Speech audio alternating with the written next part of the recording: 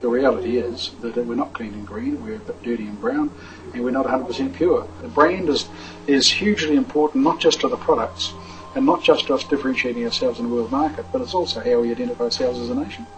It's critically important. And that's what gives a country its soul. And in what we're doing, we're shitting on the soul. Industrial dairying is New Zealand's biggest contributor to climate change. But it's not only threatening the climate, it's also threatening our clean green brand.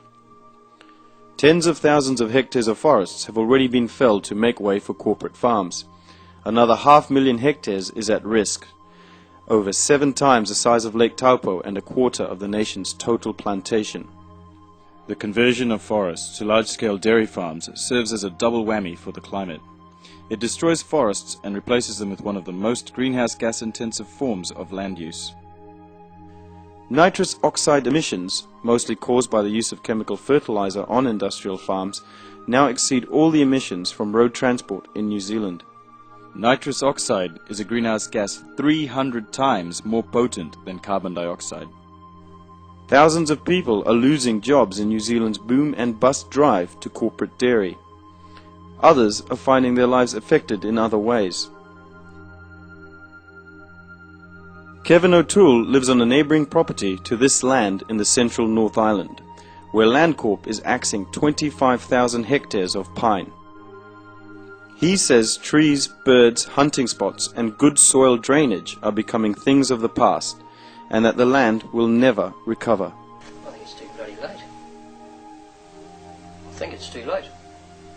This, basically, the noise that I'm trying to make is people have to learn something from this and stop it from happening in other areas.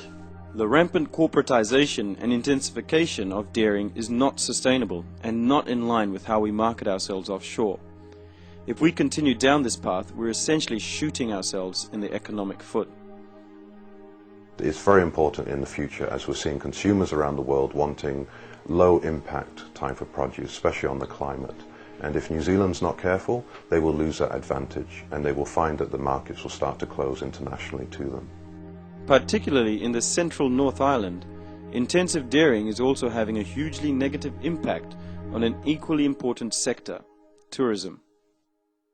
The difficulty is that intensive agriculture actually compromises the other one.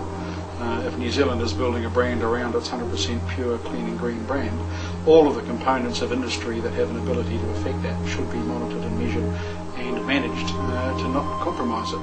Steve Barry is a former dairy farmer who now runs a fishing shop in Taupo. I was a dairy farmer, yes, yep. I was quite happy to not care too much about our waterways. If we had spillovers and effluent ponds and things like that, we did get onto it as soon as we could, but it certainly wasn't life or death. The big systems that are going out into the Waikato area, there's no doubt, no one can say that it's not going to be affected. It's going to turn to rubbish. They're majorly concerned, as I say, all this development's been in the last year to 18 months, so there's not a lot of evidence yet. But there's no doubt that all the fishermen don't want it to happen. There's no good in it. Greenpeace is not anti-farming. We believe the time has come for New Zealanders to ask themselves what they really value, and for the link to be clearly drawn between our 3 biggest export sectors: agriculture, tourism and forestry. First of all, we need to see the deforestation that is occurring for the dairy expansion halted immediately.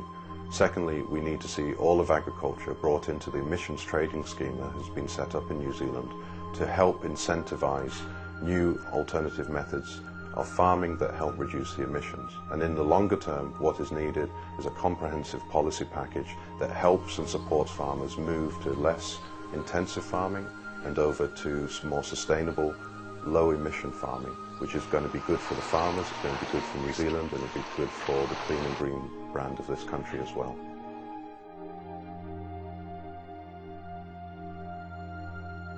For more information, go to www.greenpeace.org.nz/smart farming.